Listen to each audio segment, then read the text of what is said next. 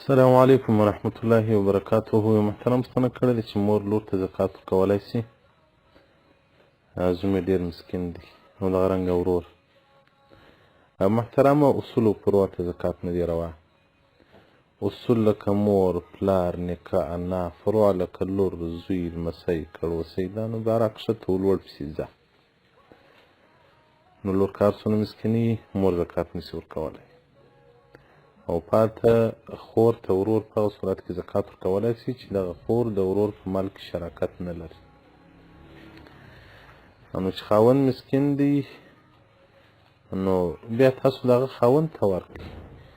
خور که ستاسو سره په مال کې شراکت لري، دغه خاوند ته ورکوئ. که شراکت کې په مال کې شراکت نه لري، حصه نه لري، نو بیا ورور کولی چې خور ته ورکړي، مور نشي کولی. حج تحتوي علی المراکل فلاح صفحه 200 کتاب الزکات باب مصرف الزکات. والسلام علیکم ورحمة الله وبرکاته.